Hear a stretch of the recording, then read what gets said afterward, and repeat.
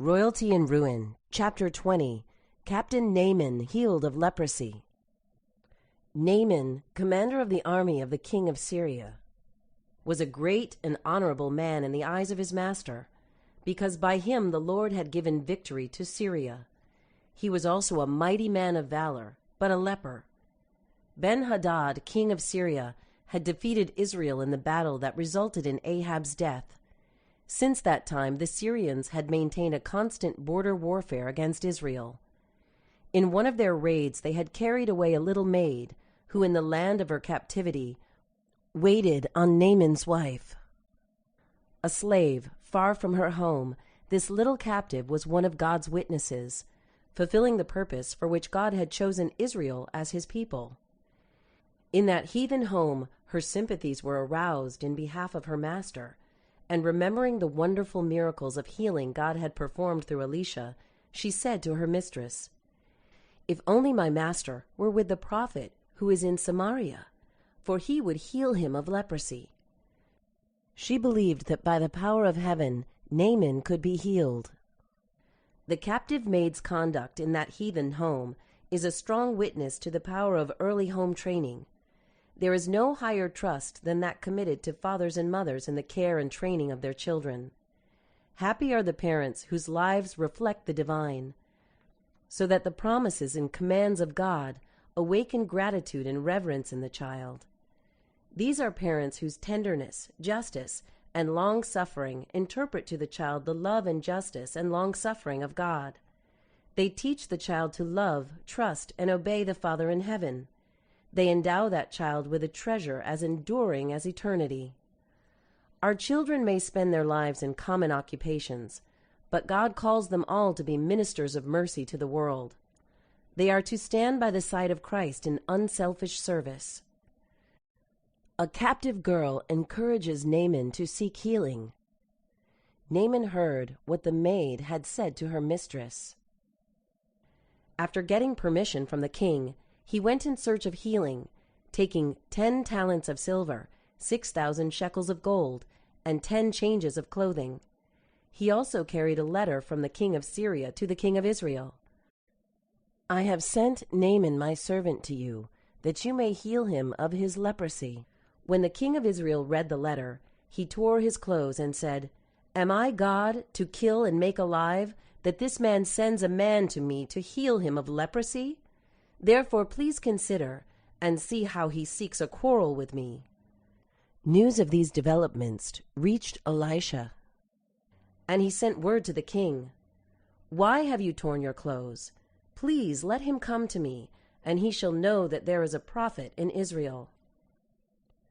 Then Naaman went with his horses and chariot, and he stood at the door of Elisha's house. Through a messenger the prophet told him, "Go and wash in the Jordan 7 times, and your flesh shall be restored to you, and you shall be clean." Naaman had expected to see some wonderful display of power from heaven.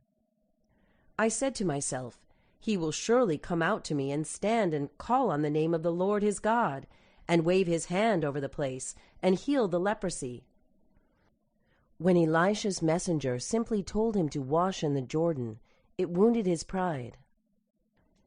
"Are not the Abana and the Pharpar, the rivers of Damascus, better than all the waters of Israel? Could I not wash in them and be clean?" So he turned and went away in a rage. The rivers Naaman mentioned were beautified by surrounding groves, and many people flocked to the banks of these pleasant streams to worship their idols.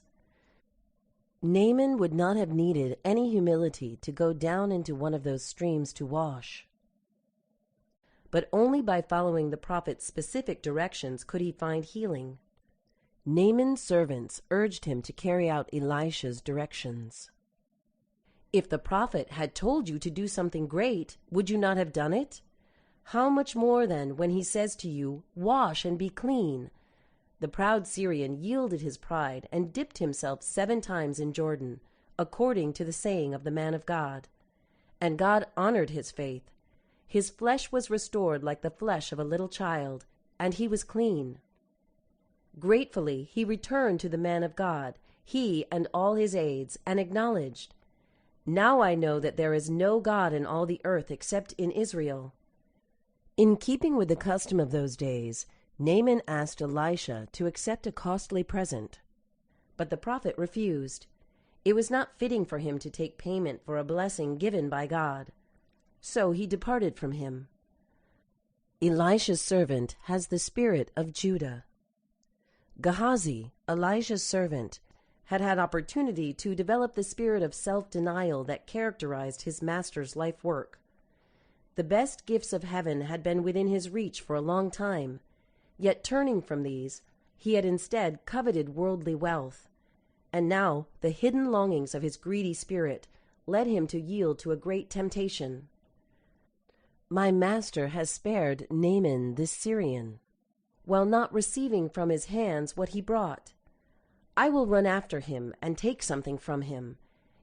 In secrecy, Gehazi pursued Naaman. When Naaman saw him running after him, he got down from the chariot to meet him and said, "Is all well?" And he said, "All is well." Then Gehazi told an absolute lie.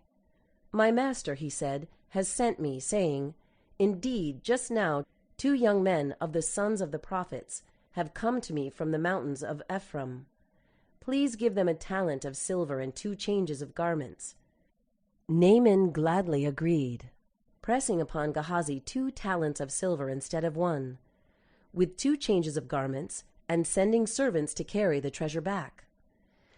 As Gehazi neared Elisha's home, he dismissed the servants and placed the silver in the clothes in hiding.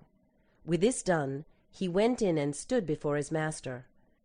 In response to Elisha's inquiry, "Where did you go, Gehazi?" he answered, "Your servant did not go anywhere." Elisha knew all.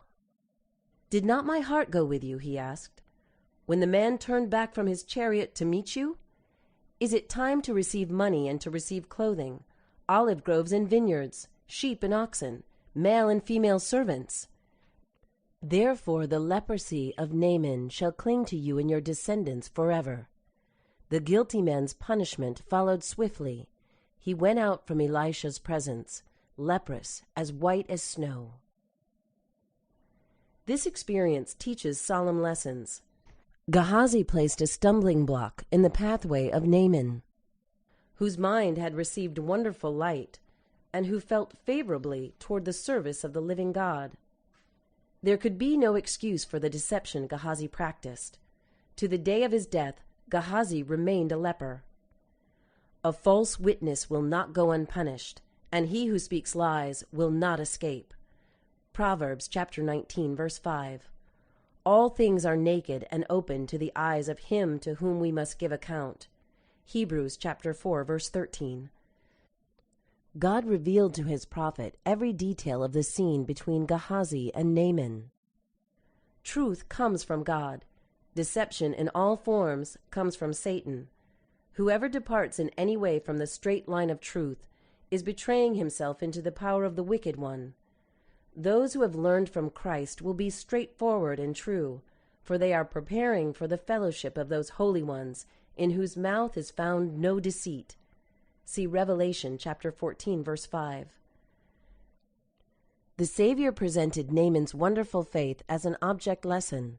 Many lepers were in Israel in the time of Elisha the prophet. He declared, "And none of them was cleansed except Naaman the Syrian." Luke chapter 4, verse 27. God passed over many lepers in Israel because their unbelief closed the door to them. In God's sight, a heathen nobleman who had been true to his convictions of right was more worthy of his blessing than the afflicted in Israel who had despised their God-given privileges. God works for those who appreciate his favors, who respond to the light heaven gives them. If those who are honest in heart follow what they understand to be duty, God will give them increased light until, like Naaman, they will acknowledge that there is no God in all the earth except the living God, the Creator.